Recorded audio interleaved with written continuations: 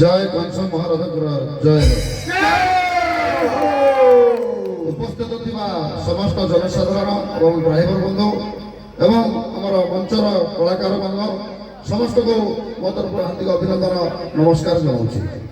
ମହାରାଜ ଯଦି ଆମକୁ କିଛି ସମୟ ଦେବେ କିଛି ଆମେ ସଂକ୍ଷେପରେ ମନ୍ତବ୍ୟ ରଖିବ କାହିଁକିନା ରାତି ଗଡ଼ି ଗଡ଼ି ଯାଉଛି।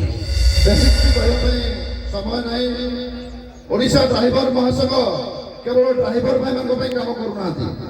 ଆମେ ସମସ୍ତ ଜନସାଧାରଣ ରାଜରାସ୍ତାରେ ସମସ୍ତଙ୍କୁ ଯିବାକୁ ପଡୁଛି।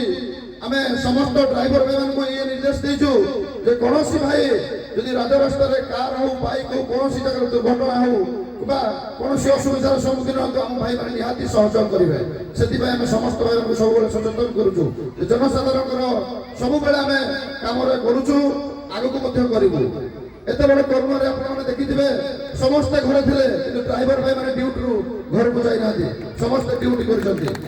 ତ ନିହାତି ଯାହା ବି ଆଜି ଅସୁବିଧା ହେଉଛି ଯେତେବେଳେ ବି ଯାହା ଆମ ନଜରରେ ଆସୁଛି ନିଶ୍ଚୟ ଆମେ ତାକୁ ସମାଧାନ କରିବା ପାଇଁ ଚେଷ୍ଟା କରୁଛୁ।